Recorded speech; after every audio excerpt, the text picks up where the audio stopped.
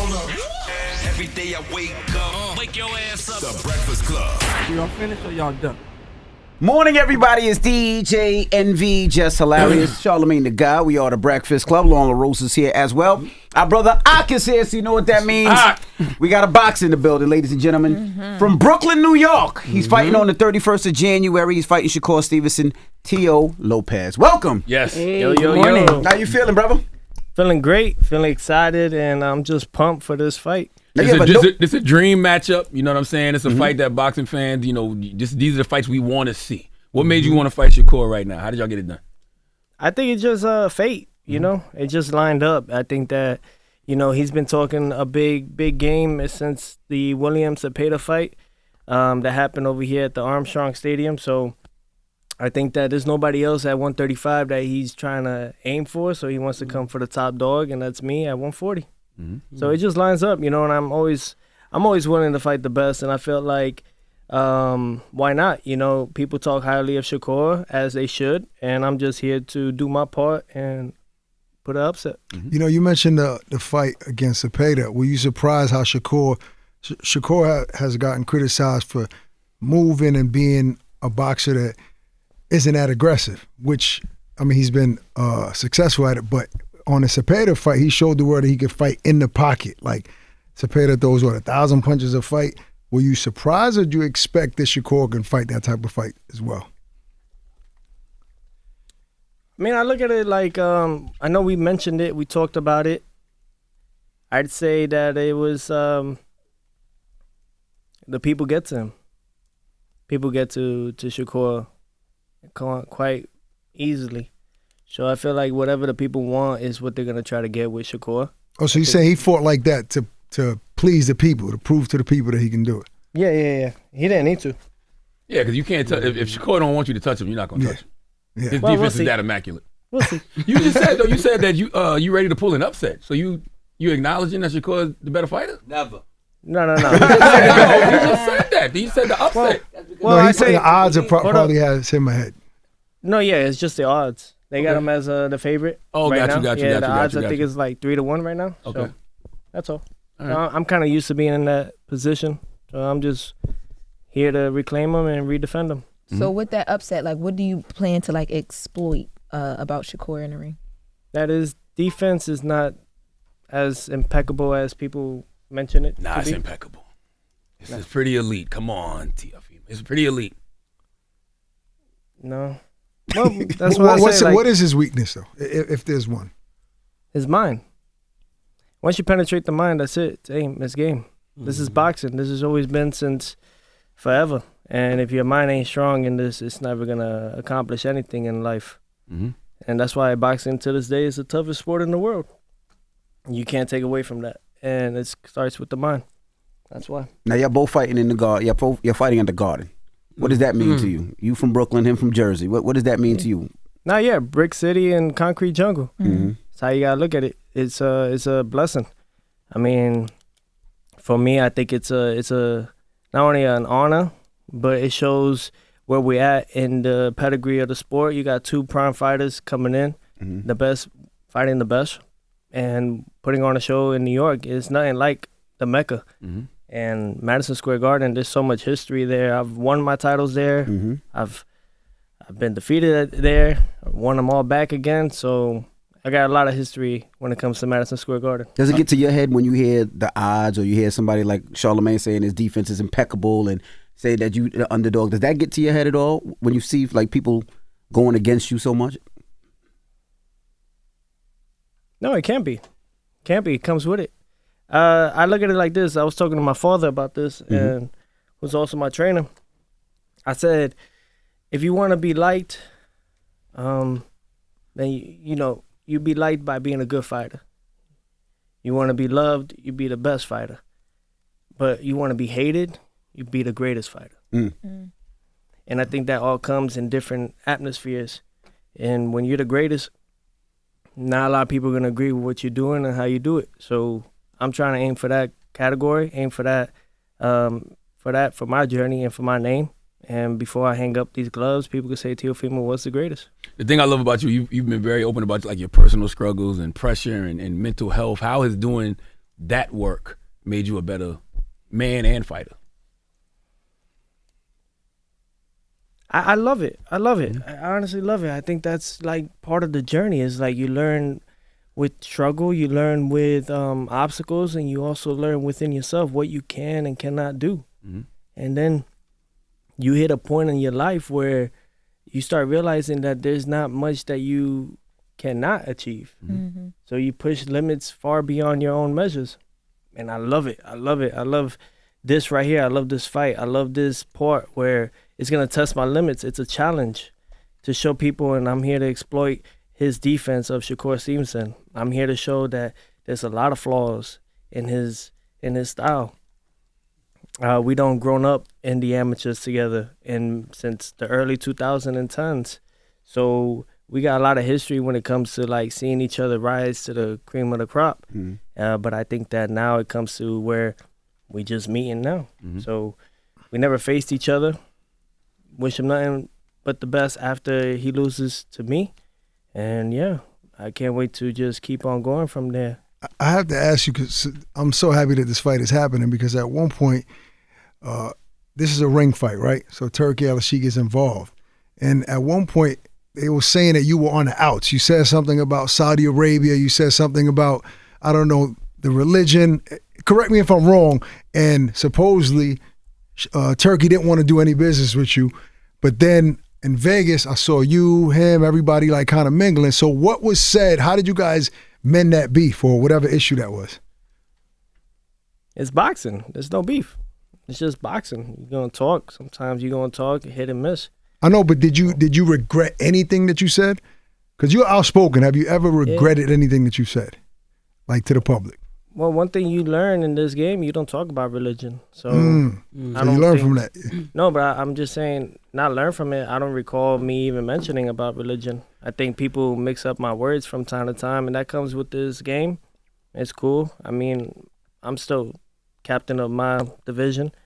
I'm holding my belts. I'm proud to be a ring champion, his champion, so to speak, and at the same time, WBO world champion. So I'm in a great position. I think that as long as you bring money to the game, they can't exclude you out. I think it's just true.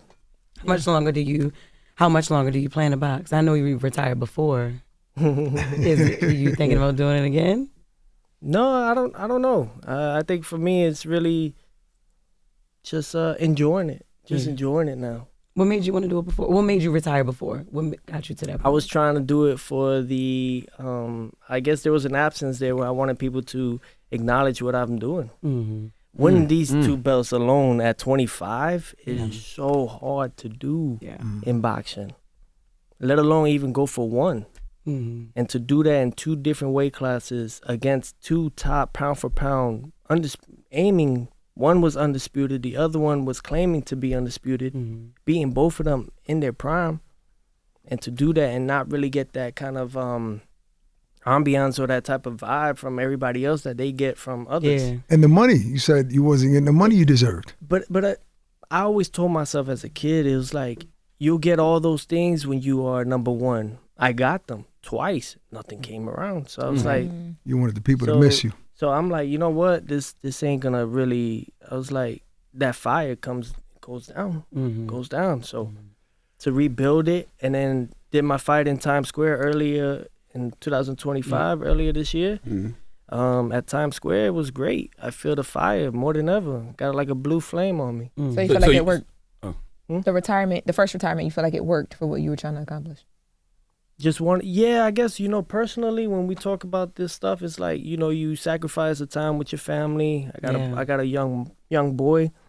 I really miss most of his time, like almost 3 years. He's 4 now, so do the math. You know what I'm saying? So you miss a lot of that time that you kind of want to feel at the same time. Although it's our industries and our platform, you still want to feel like a human. You still got a life after all this. Yeah. Because you know this better than anybody, right? They'll eat you up and spit you right out. Yeah.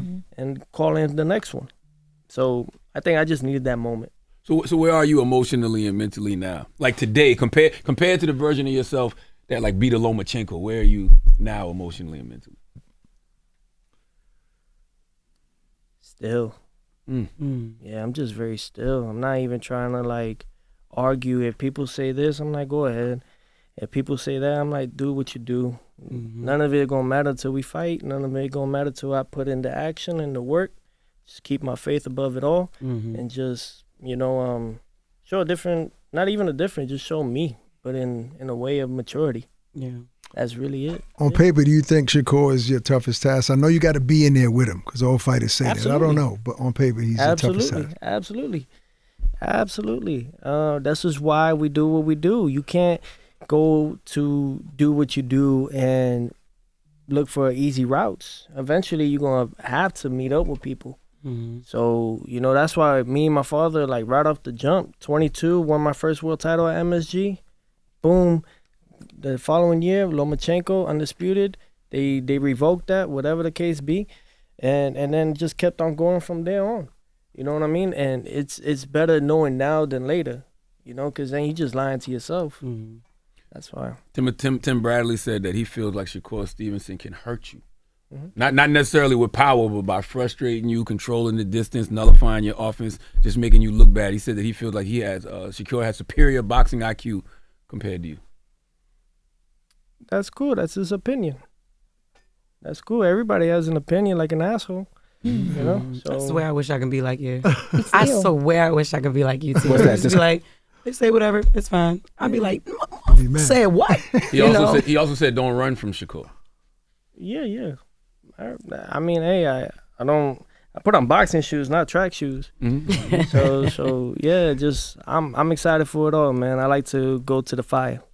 People been talking about was your mental lapses in the ring because you're so skilled. Like you've been on a pound for pound list, right? Especially after you beat Lomachenko, you showed every facet of your game.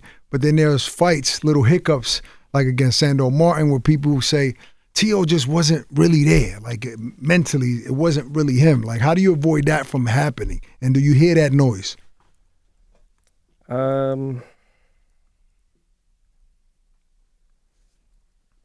Boxing raised me.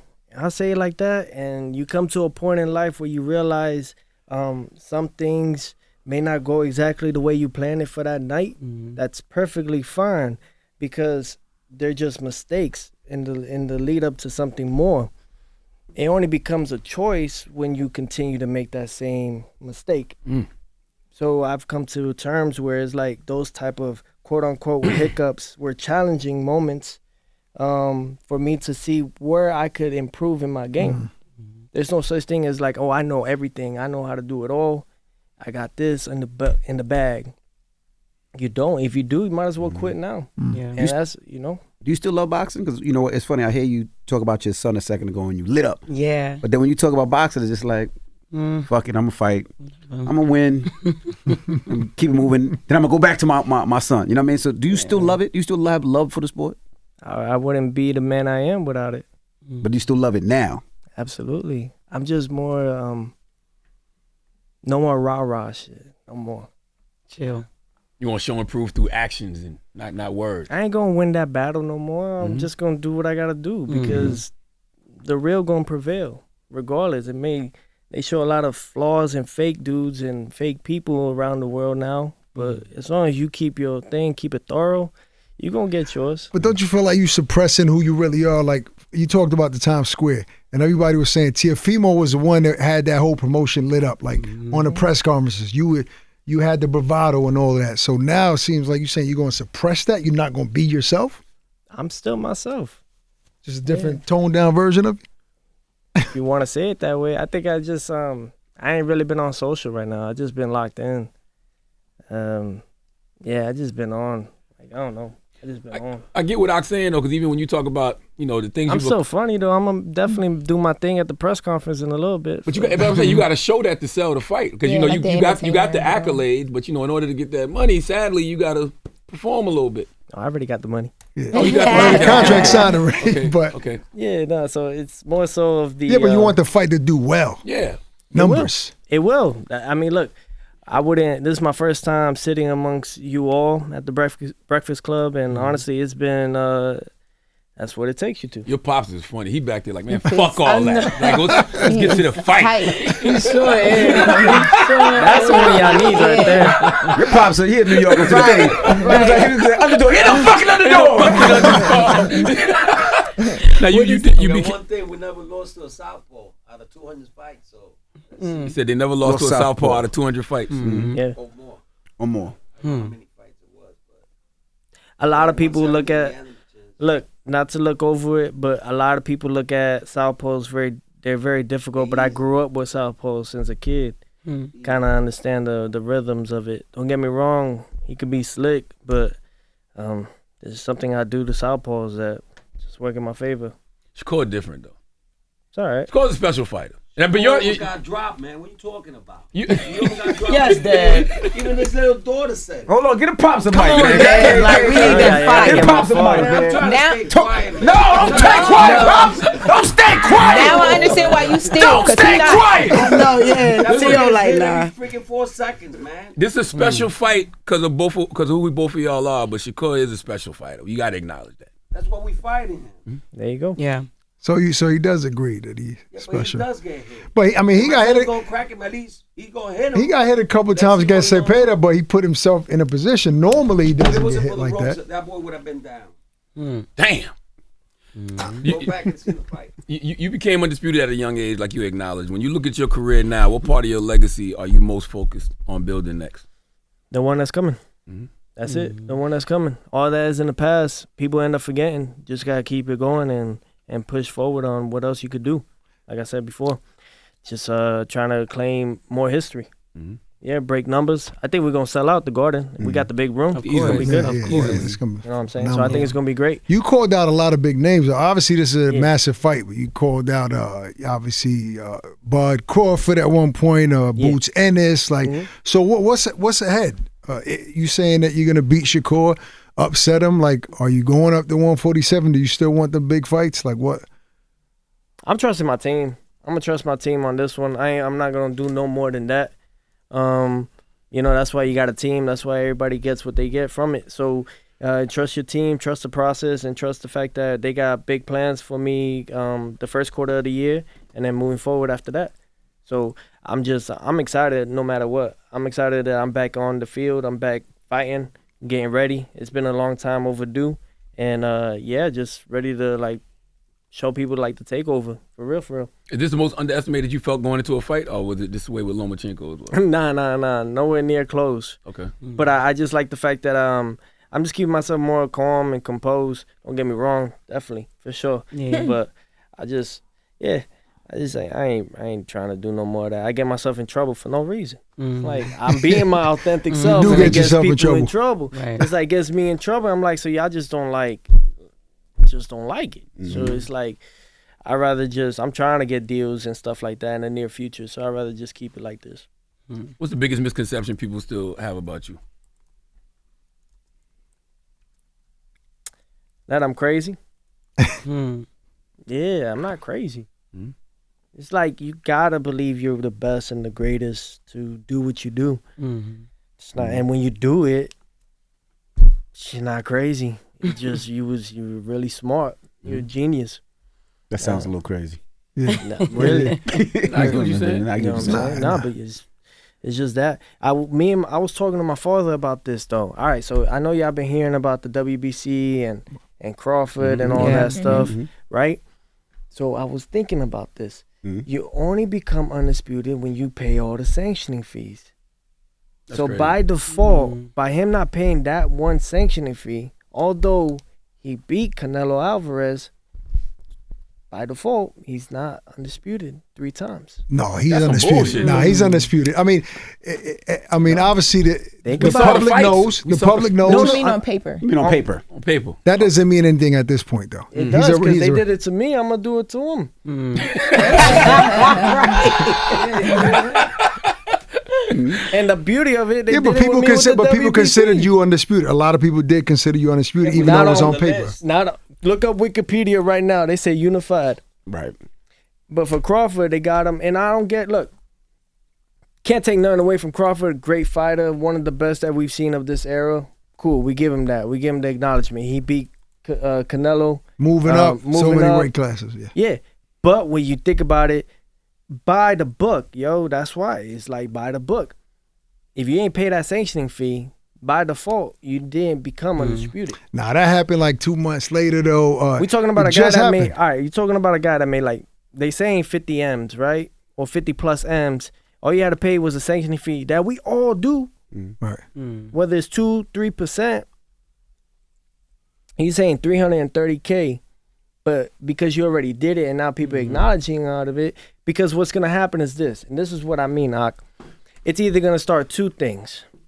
Either they set an example on Crawford, or it becomes a movement. And what do we want to do, right? I could say, oh, I'm gonna fight for this belt, I'm gonna defend my belts and everything like that, but if I could get away with not paying a sanctioning fee.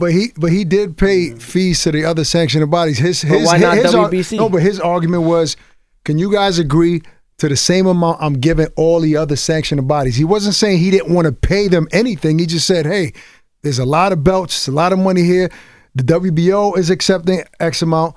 You know, you the other negotiate. sanction, right? So he's frustrated. Like, why I have to give you guys more? Now I'm not throwing a shot at the WC. I love them. I just came from Thailand working with them, but you got to see his side as well. Everybody else agreed on whatever the number was. I don't know. He's just saying, why couldn't y'all follow suit and work with me and negotiate? That's Bud's argument, which is also But understandable. it doesn't take away the fact that you still got to pay that sanctioning fee to become 3-time undisputed. All you gotta do is just, I get what you're saying, but the fight is what made him 3-time undisputed. I get what you're saying, I guess technically, but And he beat Canelo, who was undisputed Yeah. at 168. it's like I wouldn't let them take that from you, even though they should acknowledge you as such, but you did do it.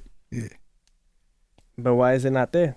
I don't know. That's when y'all got to come together. You don't They think say- you don't think they- the public opinion is more important than a stat in the history books? I'm not even in the history books. Yeah, he need to be in the history but the books. pub, what but we fighting. I He know, need to be in but the Not history on the books. books. I get what he's Yeah. saying. He need to be in the history books. I get it. Yeah. Not on the books. Yeah. Know what I'm saying? After it was on ESPN for Undisputed. Yeah. If Loma would have won, they would have gave it to Loma.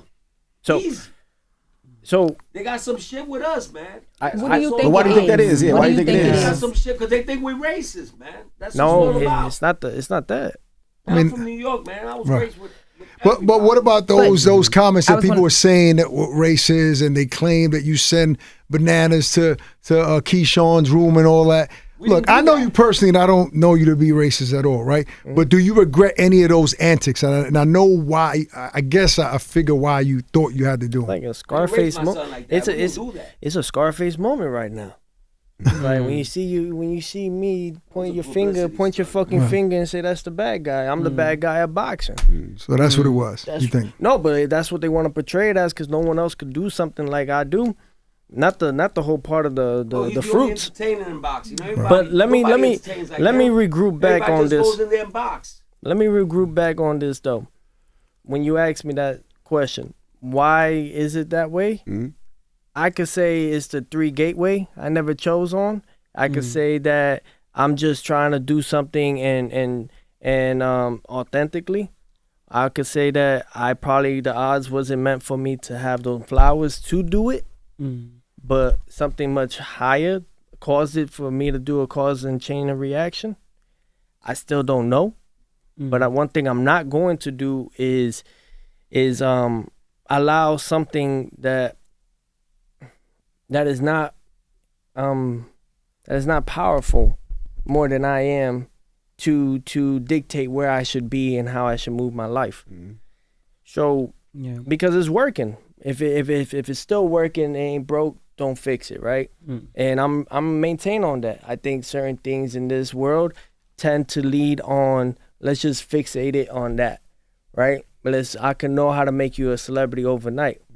But I ain't choose that. I just want to be the best at what I do. Yeah.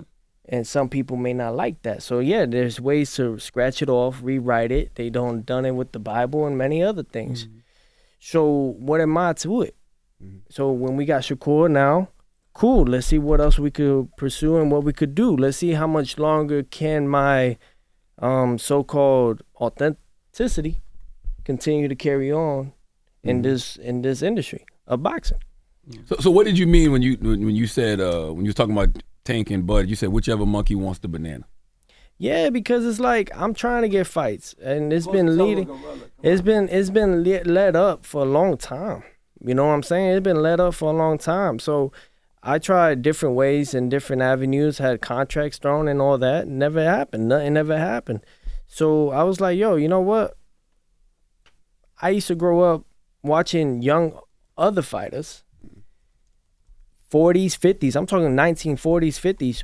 Where they used to go at each other like this. And then what about Mike Tyson? Mike Tyson, yeah.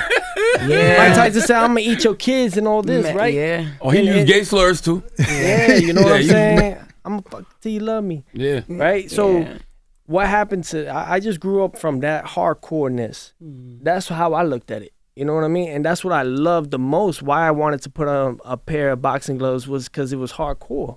It was rugged. You know, it wasn't none of this. It's a different era though in this. And that's where I had to adjust. And I was like, okay, cool. I get where everybody coming from, but don't put me and portray me like that because I'm just coming from what I grew up on. Not the baiting, but just the fact like I'm gonna just get you under your skin till we just lace it up and then really make a full pack action fight. Yeah. But why not stand on it? Like even with the Keyshawn Davis, like I said, it was an anonymous package of watermelons and bananas, and then I did was just laugh at it, eating a banana, laughing at it. But why it. not stand on it and be like, how you mean? Like I claim sent it. that. Say that you sent it. Because I did it. No, we didn't do that. No, I know. You said on our show that you didn't do it, but if people were assuming that you did and you put in the video, to Charlamagne's point, why not say, all right, let them believe that I did it? Because That's how we promote the fight. That you just said that he has to do something to promote the fight. So But right. that's what all right, we so do. basically it's like this. You put a lie out there in front of everybody's face. Let people talk about you. Now I just took away from his action of his fight leading up to a world title. Now it's on me. Whether it's good, there's no such thing as good or bad publicity unless you hit a woman or you cause some murder or something like that to the point where you got a mugshot. Yeah. But other than that, it shouldn't lead to that case scenario. So I went with it. But when it came to Akim Barak and I got on their show, I literally set it out like it is. I ain't do none of that. You know? Because you really didn't. Exactly. Yeah. But when they label you that, then they want to keep it going. Like they said, you used the N word on Instagram Live, but you said you didn't. No, I didn't. So I'd rather just, like, hey, if that's something, the only way that they could get me out, then I'm winning. If that is the only way you could find ways to get me out because you can't do it in the ring, I'm winning life. I'm winning. I'm winning big time. And I'd rather just keep it like that. I don't come in here with a full squad. I'm not like that. I think it takes a real man to go and do his things in a mafioso world and still hold it down to the T and just be like, I'm gonna do what I do. And ain't nobody gonna stop me. Okay, what about this one? This is the last one. When you was frustrated with Top Rank. What's up? And you said if they want the black fighters, they can keep them. What'd that mean? They have their selected fighters, man. I look at it like, yeah, I just want to start some chaos. You start some chaos. Let it be known. Conflict. What is everything in life, in this world, in politics and all that? It starts with what? Conflict. With chaos. With conflict. I've saw articles about you where you've said or they've implied that you feel like they always choose the black fighters over you. Is that where that comes from? No. Because if we really want to take it there, then look at Mayweather with Oscar De La Hoya. When they were signed with Top Rank, Oscar was getting more of the fruit of the barrier, and Floyd felt like he wasn't getting his fair share. To the point where he finally left with them. He had to pay $750K to leave Top Rank, and then they ended up fighting each other, right? Or what about when we talk about Bernard Hopkins and Felix Trinidad, and Bernard Hopkins throws the Puerto Rican flag, and he got mobbed by the Puerto Ricans. So if it's gonna be a double standard then. It can't be on one side anymore. But that's the thing. See, I don't have that, I guess, so-called agency that's behind me to support me and find ways to move around it. I'm learning on the job. I'm learning as I go.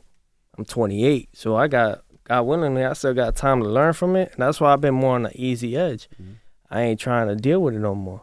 I'm just going, look, how I do it, beat whoever they put in front of me, win impressively, thank the universe for it all, keep it moving. What have you lost outside of, not being listed as undisputed? But what have you lost behind the scenes that keeps you on that easy edge? It seems like you stepping real carefully now. Like, where does that come from? I think it's just you got to plan out your years. Feel me? I done went broke already like twice. I ain't trying to deal that no more. Feel me? Eventually people gonna blackmail you and do all this extra stuff, and that's cool. You learn with it, but knowing that you got a family, knowing you got all these things, you can't just go off of the work field thinking that it's always gonna be there. What do you mean by field? Just work field. I'm just fucking with you. Teofimo, ladies and gentlemen. He's so stupid. Fighting on the 31st of January. Don't even fall for it. You can swing on him one good time. Just one good time. Teofimo Lopez. No, I do got one more question for him. What's that? When you're in the ring and you see, when you see your opponents, right? What lets you know that they're like mentally broken? Not just physically, but mentally. Like, okay, I got him mentally. I guess it's my my stance right away. They feel that aura, they feel that energy right away. Mm-hmm. I see their eyes just different. Mm-hmm. You can see a lot in a person with their eyes, so I always look at the eyes. So I don't know. Maybe it's just I don't know how hard I do punch, but when I punch them, shit changes. Mm-hmm. Right. Shit changes quick. So. Yeah, I think that's really it. Mm-hmm. Yeah, man. Why you got one of them shakers? Man, when I gave me this shit as a joke yesterday. When that's not a joke, but he been jerking that shit since he gave us. Get the fuck out of here. Since he took it out the box. He gave me this shit as a Christmas gift joke yesterday. He wants you to ask him. Here, Pops, you want? Teofimo Lopez, the fight is the 31st. Good luck fighting Shakur Stevenson at the Garden. Get your tickets if you haven't got them already. Mm-hmm. And it's the Breakfast Club. Good morning. Every day I wake up, wake your ass up. The Breakfast Club. Y'all finished or y'all done?